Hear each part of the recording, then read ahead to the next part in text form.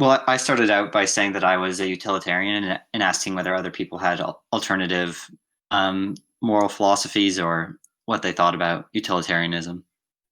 Utilitarianism. How would you define that? Just a quick recap. Sure, yeah.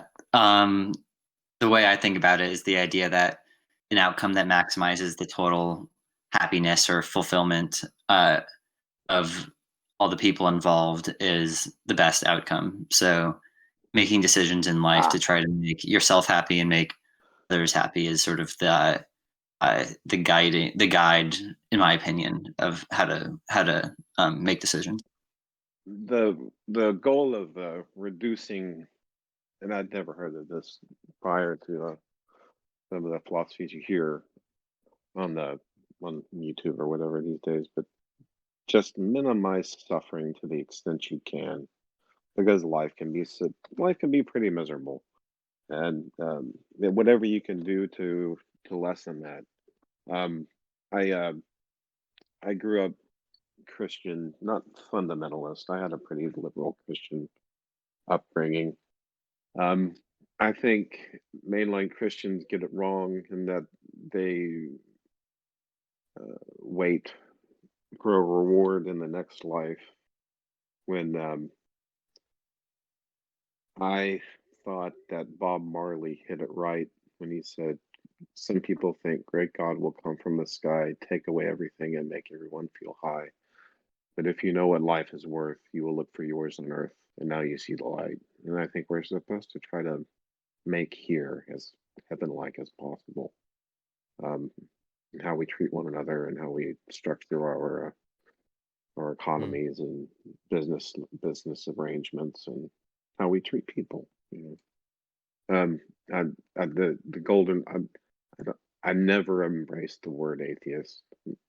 I flirted with it, and but I it just wasn't right for me. Of course, that's not really moral philosophy, perhaps. But I do, uh, the core teachings of all your major religions.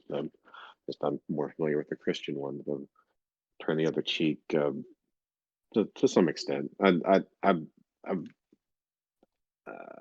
the meek shall inherit the earth, and the way Jordan Peterson describes it as meek being meek, being so capable in battle, but keep that you keep your sword sheathed, and that's a last. Violence is a last resort. You are so well honed mentally that you can navigate your way around having to do violence as much as you can, and do unto others. That's a biggie. And there's all kinds of gold in the Sermon on the Mount. Yeah, I completely agree with the idea of minimizing suffering and the way you expanded upon that. And in a way, I felt like that was a better formulation of what I mean by utilitarianism than what I said. So, as far as I'm concerned, I think we're in agreement about how to approach moral philosophy. Cool. Hmm. Okay, so now that we are on the utilitarian track, is it trying to maximize happiness, or is it trying to maximize, like, what is it just about happiness, maximizing happiness, or positive emotion in general? Like, I think it's positive emotion in general. I mean, it's a little tricky to pick a word. So I used happiness and fulfillment and contentment.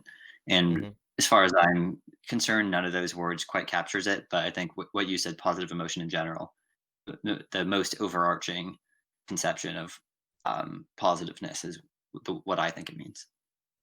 Yeah, I think my primary critique about utilitarianism would be that it's way too abstract. As in, it's like the UN goals. They have a wish list of things to do. They don't have like a prioritized list. So their list contains thousands of things. So, for example, they want to work on global warming. They want to work on fixing the Arctic, this, that.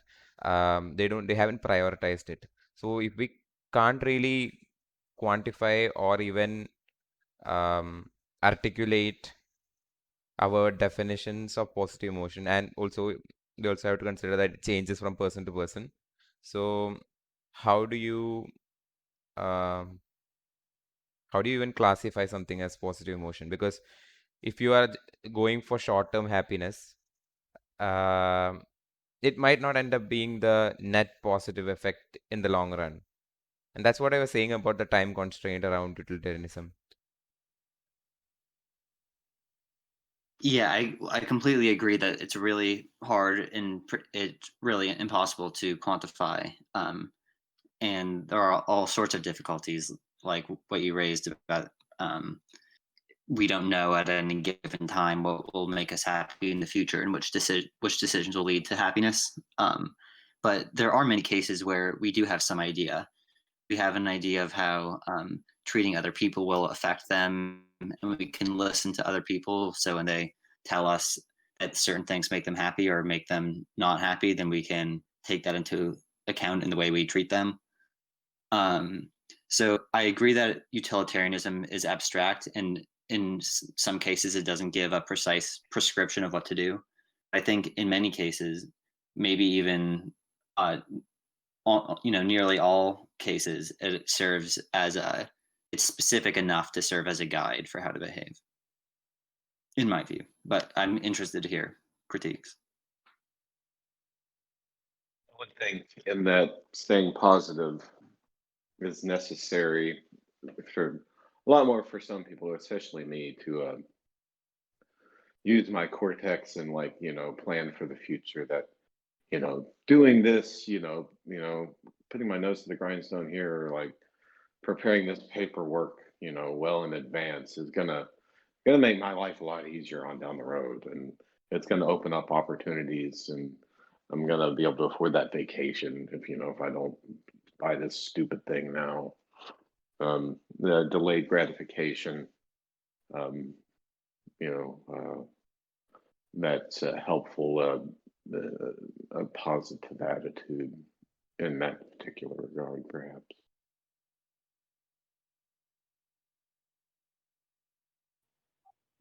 There's a lot of problems with, I don't know about a lot of problems, but there's definitely some problems with utilitarianism that make it hard to. I'll give an example. Okay, and so utilitarianism is doing what will make the largest number of people happy. So, recent example, the George Floyd murder. Well, the George Floyd thing happened. There was rioting everywhere throughout the entire United States and even the world, which is really interesting. It seems to me that a judge using utilitarianism would say, well, convicting this police officer would quell all the rioting, and that would serve the most good.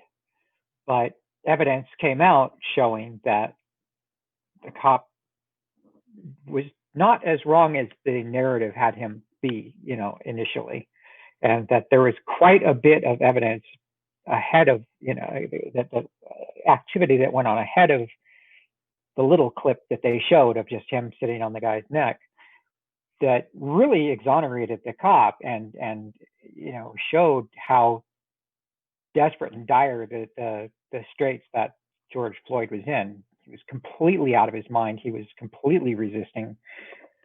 He was having all kinds of issues. So it seems to me that the utilitarian philosophy or ethic might say, well, we're going to have to convict the cop anyways. So I would dispute that. That would serve the biggest, that would serve the, to make the most number of people happy. Yeah, I hope I our actually system don't of think that's true. justice, in terms of utilitarianism, wouldn't adopt that mob pacification strategy. I would hope. One thing that I think is that having a stable society with a rule of law is really essential for happiness. So, a society which chooses to convict people based on mobs that form in any given moment such a society might appear utilitarianism on a short time scale, but overall, it would not at all be utilitarian in my view. So I think utilitarianism would lead to the idea that the cop should be fairly tried based on the evidence and that the mob's desires should not be taken into account. That echoes Adam Smith's "What You Need for a Stable Society." A reasonable tax structure, a fair system of justice, and one other thing. I forgot the third. Yeah, but then it goes like trying to maximize the positive emotion of people who are smart enough to make a moral judgment. It might not be like positive emotion of the maximum number of people because madness in the crowds is very common. So if you try and maximize the positive emotion of all the people who are, asking for war or um, defunding the police, things like that, uh, that's where it breaks off. What other? You can go ahead, Brian. I was just going to ask a basic question. In terms of other moral philosophies besides utilitarianism, what other ones are there, and how would they handle something like pacifying a mob?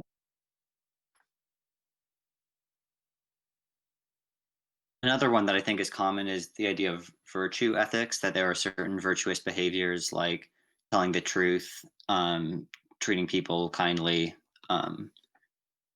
that sort of thing, and that behaving virtuously is the ultimate good. Yeah. And then there's So moral relativism, which says that each culture defines its own notion of ethics, and there is no global sense of what's right and wrong. I'm sure there are more too. Yeah, there's existentialism and multiple others. Yeah.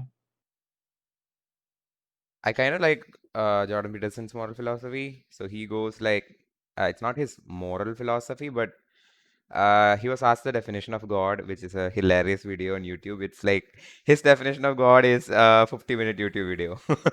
So he says in the end that I act as if God exists. So, and that is his definition in like a single sentence. Is this Yeah, Jordan Peterson, you said? that's how Yeah, I yeah, kind of felt for the past 15 years too. I act as though he exists. I can't prove it. I mean, I probably said this last time, but when I'm yeah. in my meditative state, I don't feel alone. I feel like there's some other presence. I just can't say that there's not a God or something. You know? Just to push back again, I mean, I like all the criticisms of utilitarianism, but just to defend it against Bunny, your last critique, Yeah. the idea of just mob behavior in general. It's true that if you're somebody in a mob, it might be briefly satisfying when the mob gets its way. And I think ALB's example is a really good example that maybe BLM activists would feel momentarily satisfied if the cop were to be severely get a harsh sentence. But again, in the long run, the people participating in these mobs, they're not going to find life fulfillment from the way this cop gets a sentence.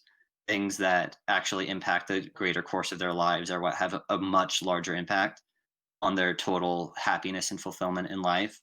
And so a society which doesn't sway to the whims of mobs is a society that ultimately is the most utilitarian, I think. I hear that, and I definitely approve of the way you're thinking of it. I really do. On a long enough timeline, that is absolutely the right.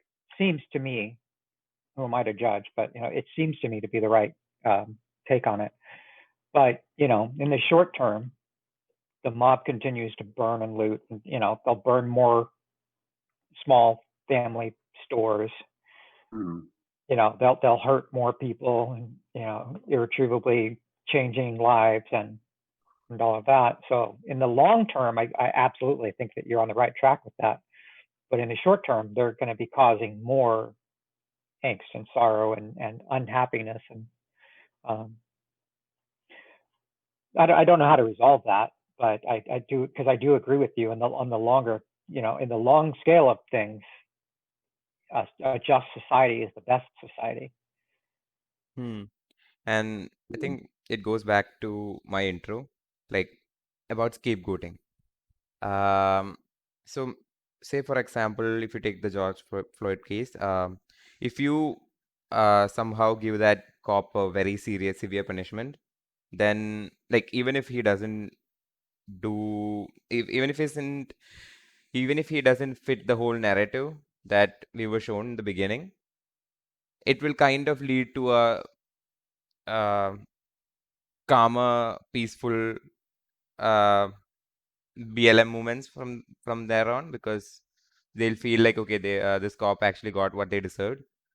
So even if it's the idea of scapegoating, like you just put the blame on one person and then you kind of uh, resolve the conflict. It's not a pretty thing to do. Even I think what's going to happen with Trump. Like now that there's a big gap between left and right, so if you kind of scapegoat Trump, then both people can come to a common ground.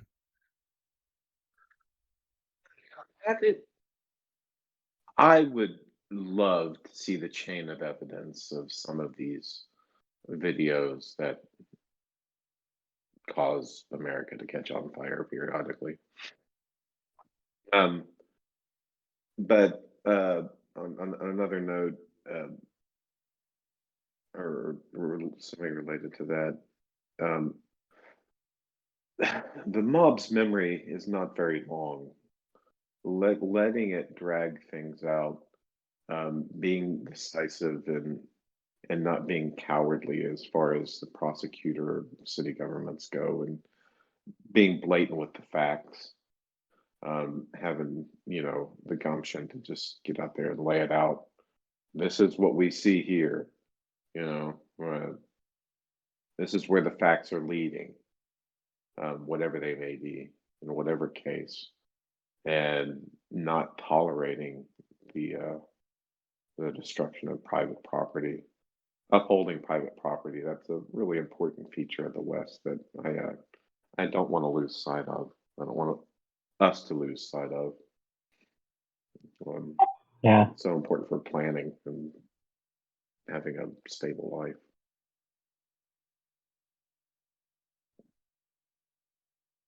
I like the scapegoat example, which actually the case of George Floyd really fits into the idea that just severely punishing the cop and turning him into the scapegoat might quell the situation and ultimately, in one perspective, could improve the total utility of society. It is a really good argument against, or maybe not argument against, but it's a good thought experiment to test utilitarianism. Um, and in this particular case, I think the argument I made, I do believe that the right thing to do is to follow the rule of law and not give in to the mob. But you could imagine other scenarios where maybe scapegoating is the most utilitarian thing to do, even in the long run. And then it's a more difficult ethical question whether utilitarianism would still give the right prescription of what to do. I feel it's kind of like socialism. It looks very good in paper, but the more you try to implement it, it more um, dark or violent it gets. Yeah. I disagree, but could you maybe expand on that? I mean, Yeah, for I get. one, no, go Yeah, so ahead. yeah, I'll try. So the idea of socialism is generally that you try and distribute wealth, and when you try to distribute wealth from the rich to the poor, where do you draw the lines of rich and poor? So you're always going to be excluding people, and the people who you're excluding are going to start uh, fighting against it. And then either what happens is you kind of forcefully take all the wealth from the rich, and the whole system breaks down. It becomes chaos. So the same thing with utilitarianism is that since we can't clearly define what positive emotion is, and since we are as a species incapable of comprehending time, as in we can't really predict the, like it's like a butterfly effect, right? So even if you're making a decision right now, you can't you will never know what it triggers onto. Like Facebook, for example, started off as a very noble vision of connecting people around the world. But look at it now, like um, it has turned into this whole addictive marketplace for advertisers where you can just throw money and grab people's attention. I'm not saying it's a good or a bad thing because I guess a lot of people manage to make money out of Instagram and Facebook. So a lot of people are now living off the money they make on social media. So you can't really say that social media is a net negative. But in terms of conditioning our brains, I don't think it's going to do a net positive in the long run because a lot of people are not being productive because of it. So, Mm. just to sum up, like, how do you even quantify something as positive or negative? For utilitarianism to work, you have to be able to do that, right? I don't think that you need to be able to do it in any precise way. Um, and even in the way that most of us speak, we do make those judgments in an imprecise way, which I think is totally fine. Like, for example, in what you just said, you referred to whether Amazon would lead to a positive outcome in the long run. So even in that sentence here, there's an implicit judgment being made about what the long run is and whether it's positive or not. It's not a precise thing, but I think that's okay. I think it's, for one, hopeless to try to make totally precise predictions of the future and precise judgments about what's right and wrong. But even though you can't do it precisely, you can, in many cases, do a pretty good job. And I think that's basically the best that we have. Okay. Let's push back on that for the sake of the discussion. I was talking Mhm. about Facebook, but let's take Amazon for this example. Oh, sorry. I read today that Amazon is moving into healthcare. So they're trying to sell drugs as well now. Let's just take a overarching look at Amazon and its impact on retail. So because of Amazon, you can say that shopping has become easy. You can just sit in your house, order things, and you get the best price in most cases.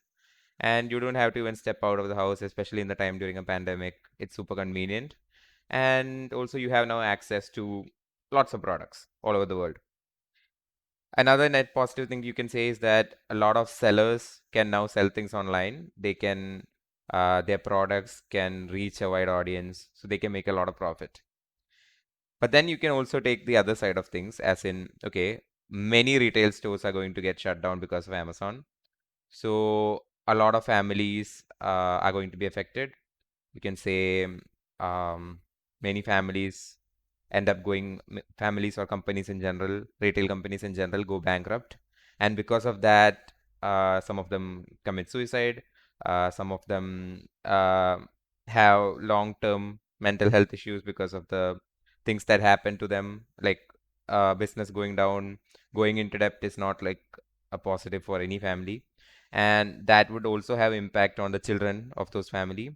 And that means that those children who could have done something great for society would end up doing pretty much nothing, or even lead to something like they can get, you know, affected by this and turn into psychopaths or something like that. So that's a bit of an um, extreme end of it, but still, how can you take in all these parameters into account and say that something is good or bad?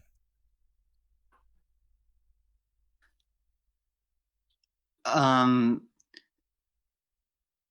so I guess like what I was trying to say before, I don't think that in every circumstance it's possible to do that. And I was trying to argue that even in spite of that impossibility, that utilitarianism still provides the best framework that we have for ethics. So maybe my response would be, what alternative is there that would do a better job? So I appreciate the criticism, but I don't see a better alternative. Right. So let's take an example. You are supposed to be the judge who decides whether or not Amazon should go into healthcare or not. What would be your decision? So this is just like a hypothetical thing, right? Yeah, Like yeah, if I, yeah. So I would do my best if I were in that position, like forced at gunpoint to choose whether or not Amazon goes into healthcare. I would do my best to research how well they would be able to do it, what the long-term consequences would be, whether healthcare would be improved, all the things that you would think to look into, and I'd try to make a decision about whether more people would end up benefiting, and the degree to which they would end up benefiting, versus people suffering. And so that would be, if I were in such a scenario, that's how I would handle it. And I don't know. And is there an alternative? I mean, if would you handle it differently, and if so, how?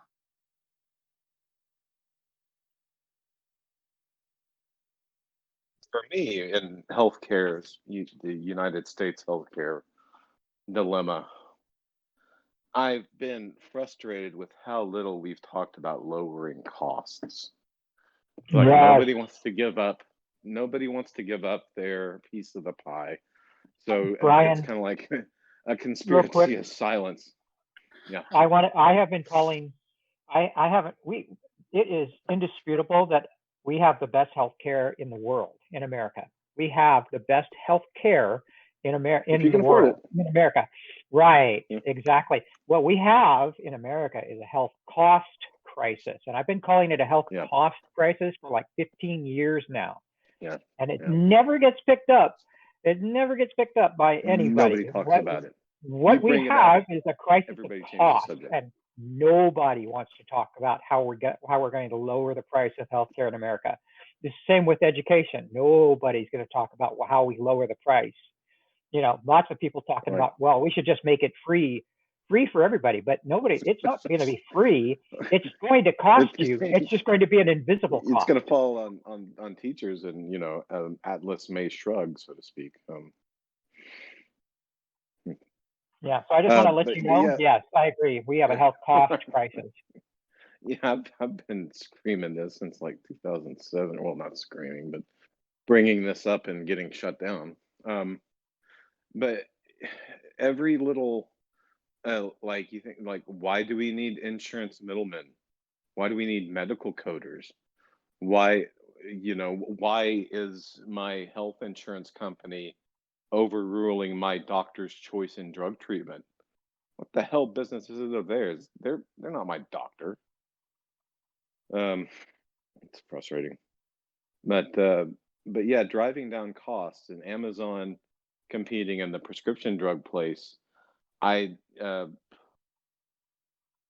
for what that is in and of itself, if it lowers cost for drugs for the consumer, I think that's a net positive. If CVS and Walgreens, those are the two major U.S. chains, I think. If they weren't doing it, somebody should. Yeah. Well, so I totally agree that if lowering costs will, at least on its own, be a net positive, and most likely overall be a huge net positive. And I would say that the reason that that's a net positive, I mean, it almost sounds obvious that lowering costs would be a net positive, but just filling in the obvious steps, I would say it's a positive because more people will be able to afford the healthcare that they need, and their utility, their fulfillment will increase because they'll be living healthier, less stressful lives with good care. And so that's how I would People are connect getting rich off grift. Less people are getting rich off grift, which is just corruption, which robs us all, except for that handful of people that benefit from that grift, from that particular little scheme. Whichever one we're talking about. In this case, it'd be like medical kickbacks. Like I know situations where doctors go in and purchase an MRI facility that does quick MRIs, and they all send patients to their MRIs so they can bill their insurance for their. They're incentivized to get people to take unnecessary tests. Um, uh, when I was growing up, a woman I knew overheard a conversation where this doctor in town got a full all expenses paid trip. He was a doctor at the hospital, local hospital, all expenses paid trip for ordering the most number of tests in a month. Now that's bad incentive to just wasteful. That's not diagnostic. That's a game to bill insurance companies and to just leak as much money you can out of the system, and nobody's accountable. And then, And when you imagine changes to the system, how do you evaluate whether you think those changes are desirable or not? no, does quality of care go up for more people? Is it more accessible? Just picking on Are that more people benefiting from what America can do? I just want to pick this apart to the nitty gritty details. Why is it that higher quality care is a good thing? Um, well, I mean, if you can reduce suffering, Exactly. I mean that goes back to my moral plane, I guess. Yeah. Yeah. No, I agree. Reducing suffering. If we can't, I'm not necessarily in favor of every heroic measure to extend life by a few months, and the quality of life is not going to increase. I think there's some realistic talks that have to be made at some point. Yeah. But so my point is that it almost seems obvious that we think improving quality of healthcare is a good thing. But I'm saying if we want to formalize the idea, why is it that improving quality of care and reducing costs is a good thing? I think it's a good thing because of a utilitarian argument. And without utilitarianism, I don't know how to make I that. don't know. I guess I'm not seeing the distinction. So I'm fuzzy. I just woke up. one thing I haven't heard anybody say yet is, are none of you afraid of how unbelievably large and powerful Jeff Bezos is getting? Just Jeff Bezos in general, but Amazon also. So there's rumor now that they're going to be getting into healthcare, which doesn't mean that they're going to be providing doctors. I don't think. I think they're just going to be getting into pharmaceuticals, at least initially. I'd start distributing. Yeah. So, and then there's also been rumors that they're going to start selling financial services. Is anybody a little bit afraid of our new quasi government? Because at this point, if they're going to control healthcare, which, let's face it, Amazon controls a huge portion of of any market they get into. If they're going to control all of our, consumer, not all, but a vast majority of our consumer goods, a vast majority of our healthcare, a vast majority of our financial services, and a vast majority of our entertainment. Wow, what's left? What's left to take over? Even getting into space. I'm only concerned with that if the government is allied with them and helping control their monopoly. The government better hope that they ally with them. I mean, it's getting to the point. I don't know. That's pretty. That's an interesting dynamic. Yeah, and I think the way in which it is going, it's going to be difficult for any competitor to get in once Amazon puts their feet down in any industry. It's hard for people to compete with them. The only people who can actually even think of competing with them would be other big companies. But the way these companies work is that they try to create the smallest monopoly they can create. So if Amazon is already an established player in a market, then no smart company would try and compete against them. So that would lead to kind of very scary. We can't say if it's good or bad because I think in short term it is going to be good because most of these industries have been kind of stagnant, especially like we were talking about healthcare. And most of the retail stores that are getting shut down were already stagnant to start. So they were overcharging their customers, they were being rude. The good retail stores, I think, would still survive. So it's like a evolutionary thing, like survival of the fittest. Um, but I don't know, I think Amazon would have too much power. But then again, like people were suggesting that government splits up these big companies, Google, Amazon, Facebook. One, it's not an easy thing to do because splitting up software companies is not an easy task. Everything is connected, so it's not something that's technically easy to do. And the second thing is, who is even qualified to do this?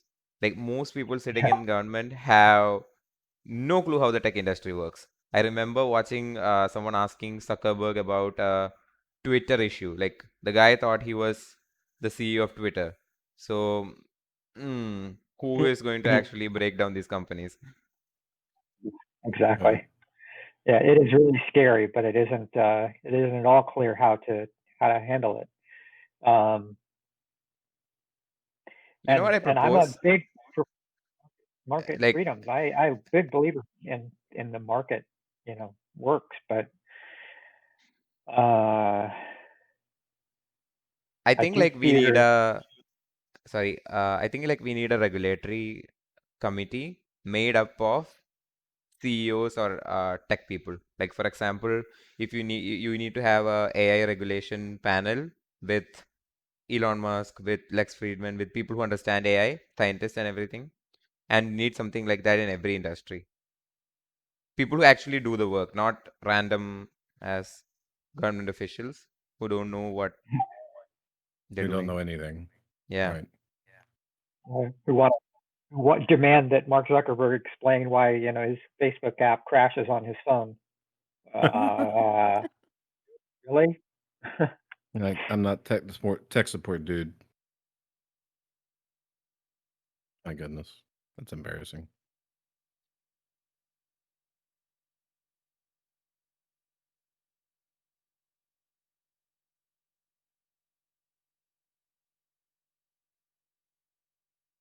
If I could just bring it, I don't know if we want to move on to other topics, that's fine. But just maybe bringing it back to moral philosophy for a second. Good. Um, in the if you guys, for those of you who don't subscribe to utilitarianism, when you do find yourself in a position of trying to evaluate whether something will be good or not, or what decision to make, how do you make such a decision? Like, um, I would like to give a common example, like it's not an original one. I would like to know your thoughts on that. So, if we are pushing on utilitarianism, like, think of how you will measure the metric. Like, if you can take the life of a single person and maybe rescue more than one, like 5 or 6 people, it would be in more utilitarian standards, it would be correct, right? So, what do you think? Yeah, well, personally, I think that if there's a choice between killing 5 people or killing one person, it's better to kill one person and not the 5 people. Think of another example. Like, if a person kidnaps a child, or maybe 5 children, and if you were to torture the son or daughter of the kidnapper, you would find the 5 children who were being kidnapped. So, will it be morally just to kidnap that innocent daughter or son of the kidnapper to save 5 children? Sorry, could you say that again? I think I missed the beginning.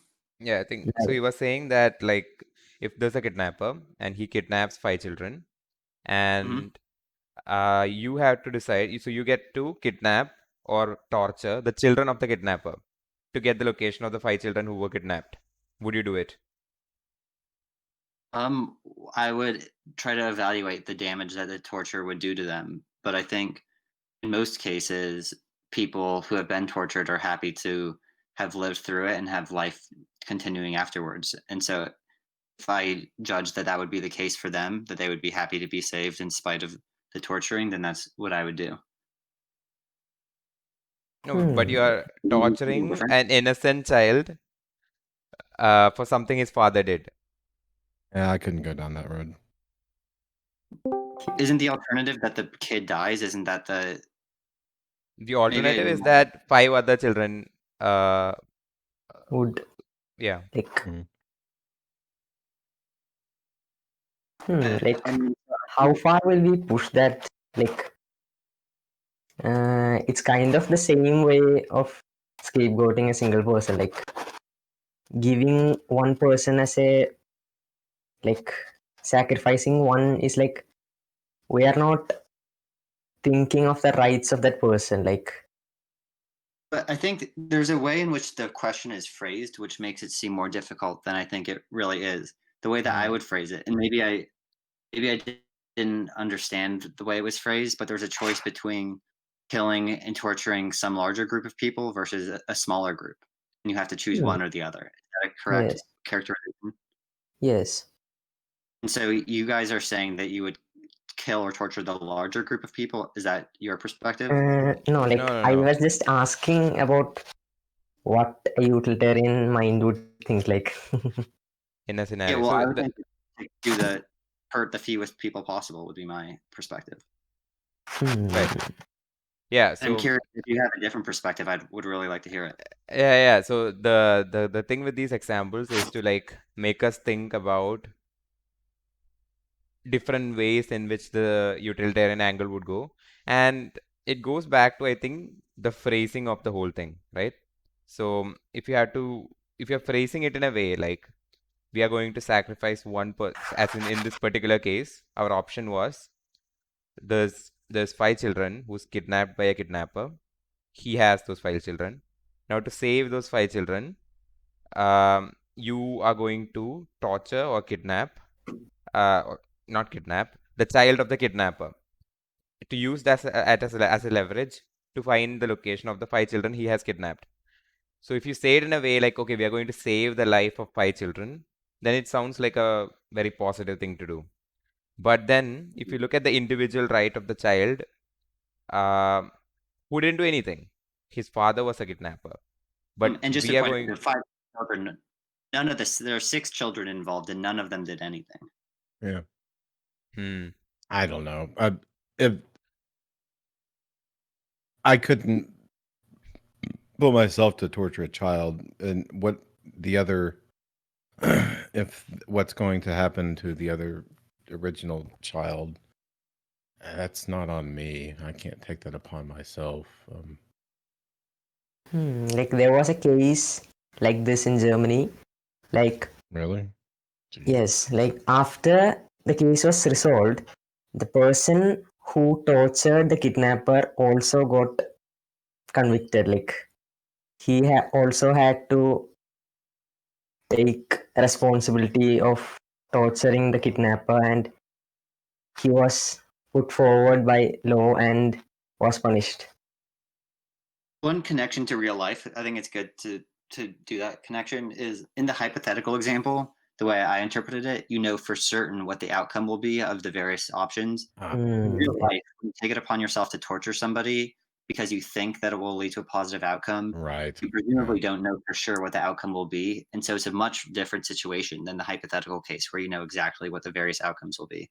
And so I do think Yeah. it's reasonable to prosecute the torturer in the real life scenario. Yes, like, and in the case of the German case, like the child was already killed by the kidnapper, so I guess that fueled the lawsuit. Yes. Right, exactly. Yeah. So in the real life cases, they're much more complicated and the right decision is much less clear. it's really scary how all of these things doesn't break down, because most of moral justice or justice in general can be impacted a lot by the bias of the person who is making the judgment. And that is why we need laws. And we need laws that are strictly typed in proper language, which is why communication, we go back to this. Yeah. But communication, I feel, is super important, and not sugarcoating our words. Because the day you start sugarcoating your words to please other people is the day we go down a very downward spiral to hell. We need to be able to talk about these things as well as articulate them to the maximum level of truth without offending other people. See, Like even like we had this polite discussion, like nobody got offended with anything we were saying. So yeah. we acted this conversation out in abstract instead of in the streets with bloody violence.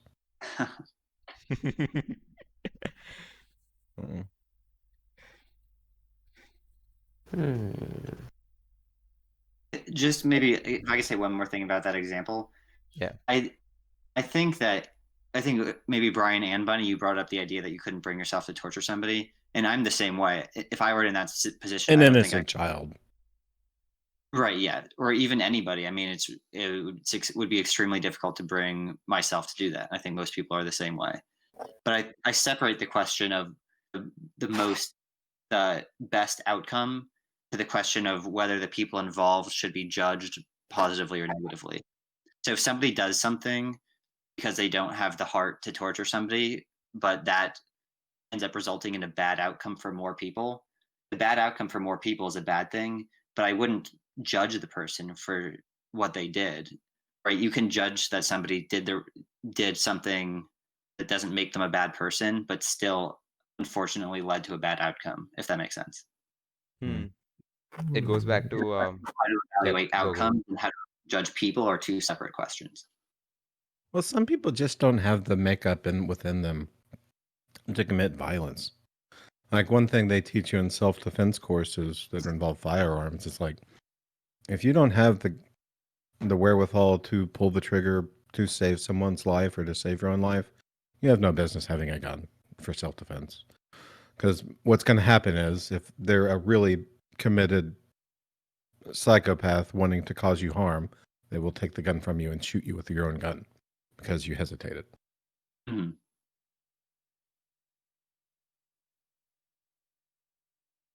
So, I mean, some people just, and that's not in their makeup, and we can't expect any one person to come down on one side of that. That's a totally personal, because the only person that has to live with that is that person.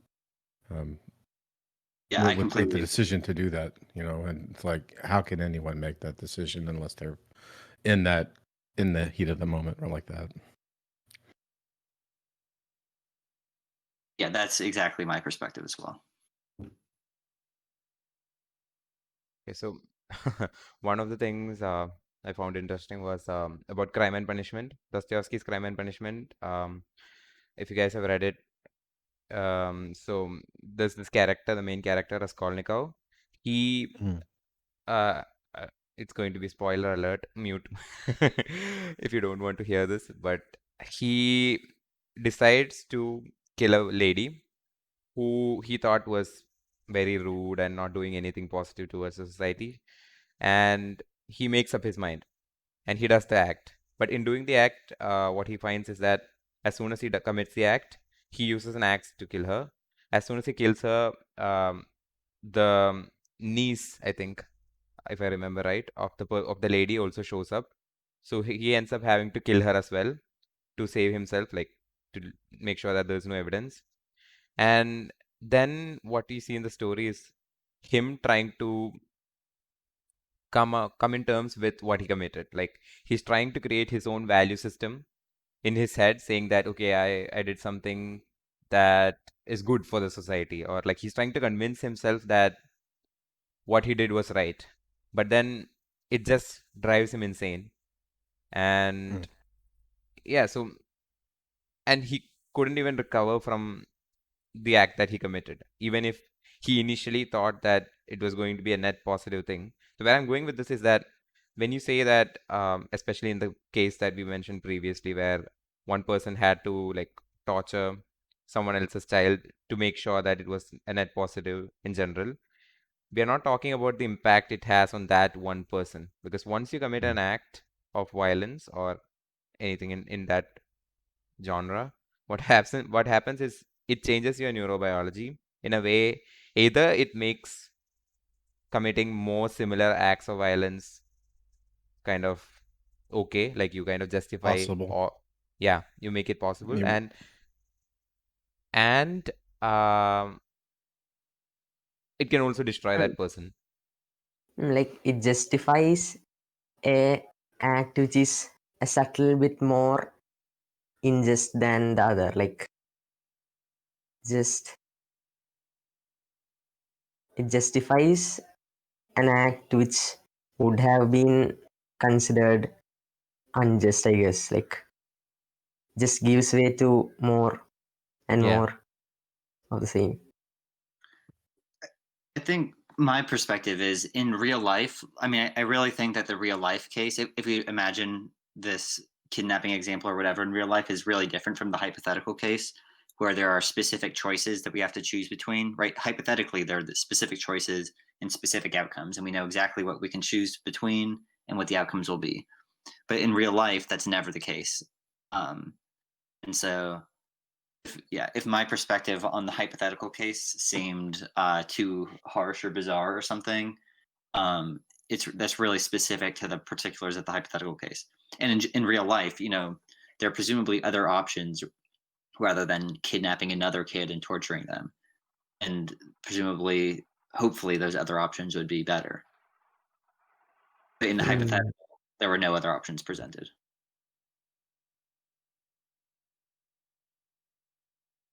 I'm also interested in the dynamic of the jury that is making a decision. Like, so one person in the jury can actually kind of convince the rest of the people in that jury to go in a particular direction. And it's fascinating how we say that, there's too many people on the planet. It's really a argument against nihilism because one person can actually convince the whole jury to make a decision that would affect entire framework of the justice system. So it's crazy just to think about it.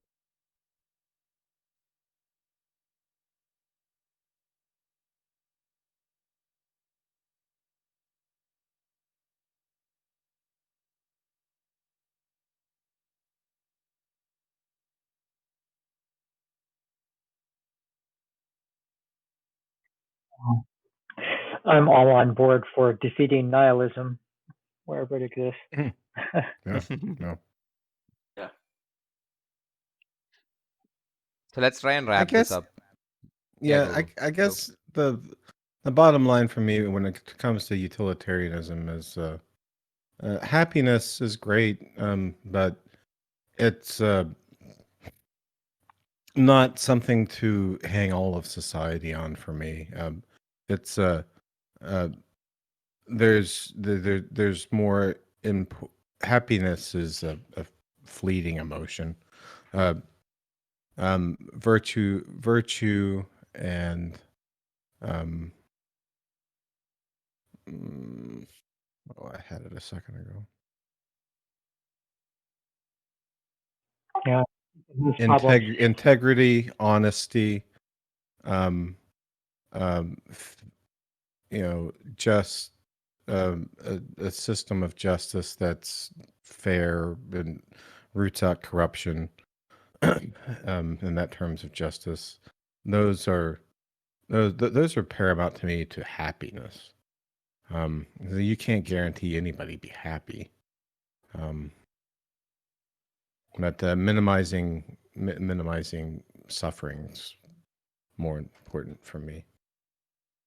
I will take up for utilitarianism in that I think that it's probably a good paint pot to have around and to dip into at times. I don't think it's one ethic that can be used, in all cases, but I think that it's certainly something that is useful and good and can be a metric that you can use to measure, the good of your action, at a small scale. I do think that there's problems with it, but there's problems with any ethical framework, to be honest. So I'd like to consider them more as, this is probably why I don't even claim to have any one ethical framework, I look at them more like paint pots and just go, okay, well, I'm going to use a bit of utilitarianism today, and maybe a little bit of existentialism, and then just dash out. This fits. This is appropriate, for right now. Because every dilemma you face, it might take a little different look on it than what you had the day before, or with new information or whatever.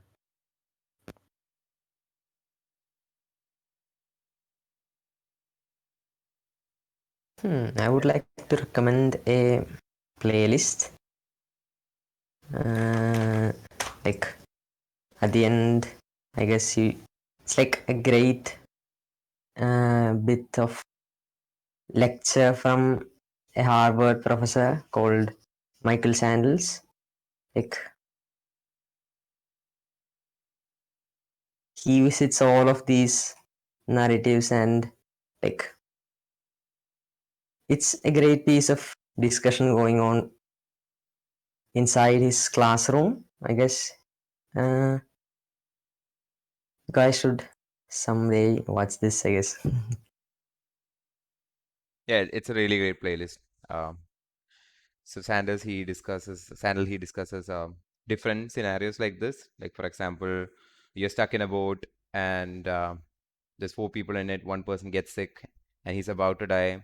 So the 3 people they commit cannibalism in order to survive, and this is a real story. And then what happens is jury has to decide whether or not the 3 people who committed cannibalism on the sick person should be punished or not. Like there's so many fascinating discussions like these in that playlist.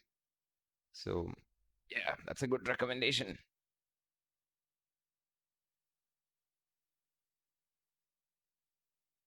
Yeah, just to wrap up my end of the moral philosophy argument, I feel like we should have utilitarianism as a tool, like Ilbe said. It's a good framework to think at times. And I think most important thing to have is our justice system should never be one person making a decision. It should be a collection of people. And these people should have skin in the game.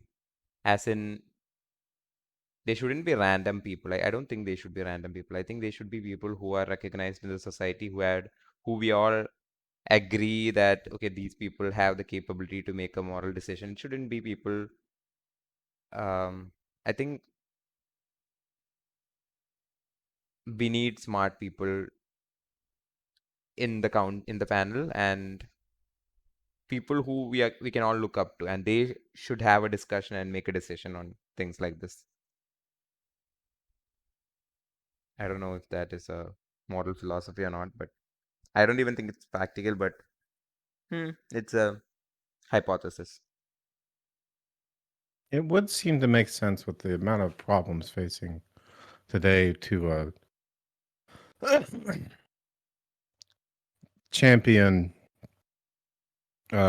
moral, intelligent people more, because we face some problems that are going to require some really heavy lifting intellectually. Yeah. And America's been kind of dumbed down for so long. Like to simplify what I said, maybe we can have like for example, since we all are here because of the IDW community in general, so a panel of people who belongs to the IDW, like the actual panel, Eric Weinstein, Brett Weinstein, Jordan Peterson, Sam Harris, like people who are all on both sides of the spectrum. We all know all of them. So a panel comprising of people who we all trust and who we know that okay, they're capable of having a meaningful discord, and then they coming up to a decision, we would probably agree with it. We would assume that okay, they are people who are who have integrity and they make the best decision. So you kind of just trust those people to make the right decision. Yeah, well, they do seem to take the time to suss out the nuances that everybody else glosses over, which are very important. It's like who decides, like we might have a different opinion on who should be on the jury. Like, Yeah. what group decides?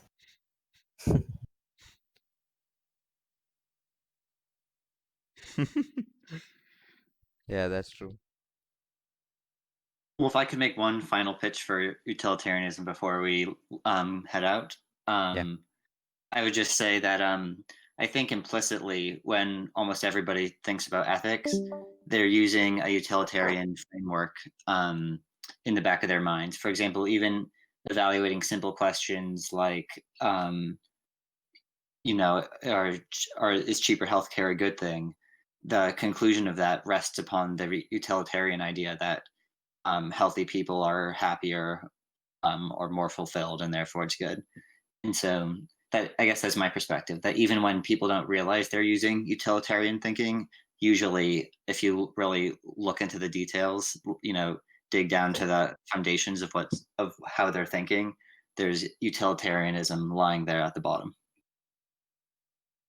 I guess it's more like thinking of the telos or the end goal of an action more than utilitarianism. Like thinking of the end goal, what the end goal gives us. Like, I don't know. Like, Thinking about what the end goal gives you, I think, yes. is utilitarian. Yep. So I think that's a good way to wrap up our discussion on justice. We don't have a common moral philosophy, but I think the combined moral philosophy is always a net positive. So, yeah, Yeah. Yeah, to it's having always more good to have discussion. diversity. Yep. Very good. Cool. Thanks.